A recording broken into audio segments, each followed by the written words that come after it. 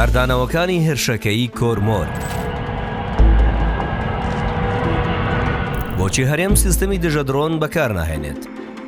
تا دێت کاردانەوەکانی هێرشەکەی سەرکێڵگەی غازی کۆرمۆر لە ناو و دەروەی هەرێمی کوردستان فراوانتر دەبێت. لەم میانەیەدا مارک ساڤایایی نێردراوی تایبەتی دۆناڵد ترامپ وێڕای سەر کۆنەکردنی هێرشەکە داوای پتەوکردنی پەیوەندی یاسایشی نێوان عێراق و حکوومەتی هەرێمی کرد. هاوکات ڕۆژی پێنجشەممە عەزیز ئەحمەد جێگری بەڕێوەبەری نووسینگەی مەسرور بارزانی ڕایگەیاند بەغداد مۆڵەت ناداتە هەرێمی کوردستان بۆ بەکارهێنانی سیستەمی دژە درۆنی لە کێڵگەی نەوتی کۆرمۆر کە لەلایەن کۆمپانیایەکی بەریتانیەوە دابین کراوە.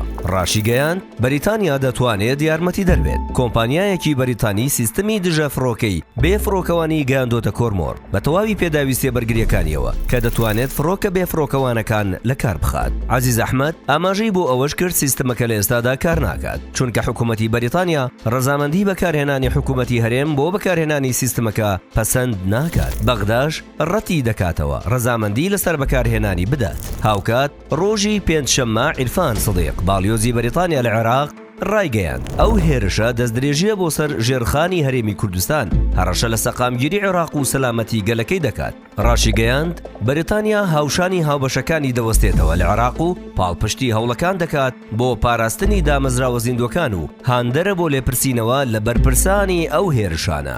شیاوی ئاماژەیە درەنگانی شەوی چوارشەممە 26 تشرینی دووهەمی ساڵی 2025 بە درۆن هێرش کرایە سەر کێڵگەی غازی کۆرمۆر لە چەمچەماڵ. بەو هۆیەوە بەرهەمهێنانی غاز لە کێڵگەکە و هەناردەی غاز بۆ سەرجەم وێستگەکانی کارەبا ڕاگیران. بەو پێی لە سەدا هەشتای وێستگەکانی کارەباش پشت بە بەرهەمی غازی کێڵگەکان دەبستن کارەبای زۆربەی شارەکانی هەرێم کوژاوەتەوە.